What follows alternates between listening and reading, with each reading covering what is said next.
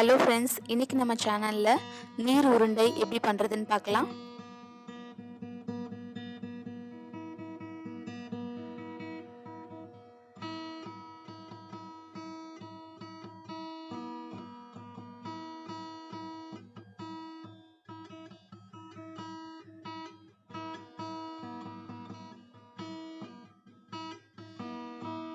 நீர் உருண்டை செய்ய தேவையான பொருட்கள்: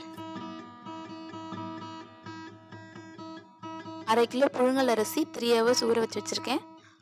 1 கப் துருவிய தேங்காய், 1 ஸ்பூன் கடுகு, 2 ஸ்பூன் உளுத்தம்பருப்பு, 4 மிளகாய், தேவையான அளவு உப்பு. முதல்ல நம்ம அரிசி அரைச்சி எடுத்துக்கலாம்.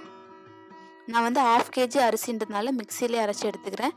உங்களுக்கு அரிசி எந்த அளவுக்கு இருக்கோ நீங்கள் அதுக்கு தகுந்த மாதிரி மிக்சியிலையோ இல்லை கிரைண்டர்லேயோ அரைச்சி எடுத்துக்கோங்க. அதே மாதிரி அரிசி அரைக்கும் போது அதில் தண்ணி எதுவும் சேர்க்கக்கூடாது. தண்ணி உங்களுக்கு தேவைப்படுச்சுன்னா கொஞ்சமாக வேணால் சேர்த்து அரைச்சிக்கோங்க. நிறைய தண்ணி ஊற்றிடக்கூடாது. மாவு வந்து கொஞ்சம் கொரன்னு அரைச்சி எடுத்துக்கணும். அடுத்ததான் நம்ம கடாயில் கொஞ்சமாக எண்ணெய் ஊற்றி 1 ஸ்பூன் கடுகு இருக்கு இல்லையா, அதை போட்டுடலாம். 2 ஸ்பூன் உளுந்து சேர்த்து நல்லா மிக்ஸ் பண்ணிக்கலாம். அது நல்லா கோல்டன் கலர் வர வரைக்கும் மிக்ஸ் பண்ணிகிட்டே இருக்கலாம். அடுத்ததான் நம்ம இதில் மிளகாய் சேர்த்து நல்லா மிக்ஸ் பண்ணிக்கலாம். இப்போ வந்து நான் நீர் உருண்டைக்கு வந்து 1 மூடி தேங்காய் போட போகிறேன். தேங்காய் பிடிக்காதவங்க வந்து இதில் வேணால் நீங்கள் வெங்காயம் சேர்த்து வதக்கிக்கலாம். இந்த மிளகாய்க்கு அப்புறம் வெங்காயம் சேர்த்து வதக்கிட்டு அதை நீங்கள் உருண்டையாக பிடிச்சிக்கலாம், தேங்காய் பிடிக்காதவங்களுக்கு.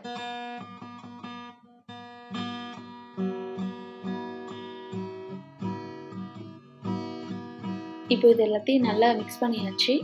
அடுத்ததான் நம்ம இதை ஒரு கப்புக்கு மாற்றிடலாம்.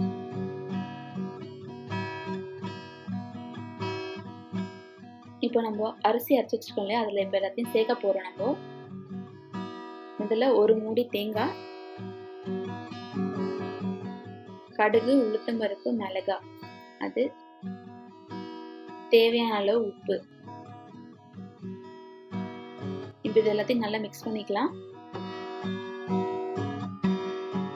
இந்த நீர் உருண்டை வந்து பார்த்தீங்கன்னா நம்ம பிரேக்ஃபாஸ்ட்டாகவும் சாப்பிட்லாம், ஈவினிங் ஸ்நாக்ஸாகவும் சாப்பிட்லாம்.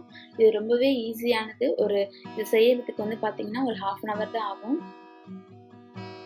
இப்போ இது எல்லாத்தையும் நல்லா மிக்ஸ் பண்ணியாச்சு. இப்போ நம்ம அதை உருண்டைகளாக பிடிக்க ஆரம்பிக்கலாம்.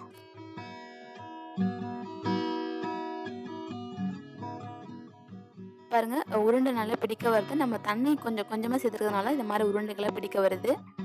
அடுத்ததான் நம்ம இட்லி பாத்திரத்தில் கொஞ்சம் தண்ணி ஊற்றிட்டு இட்லி பிளேட்டில் கொஞ்சம் ஆயில் தடவிக்கலாம். ஆயில் எதுக்காக தடவுறோன்னா உருண்டை வந்து இட்லி பிளேட்டில் ஒட்டாமல் இருக்கு. இப்போ நம்ம பிடிச்சு வச்சிருக்கிற உருண்டைகளை இதில் வச்சிடலாம்.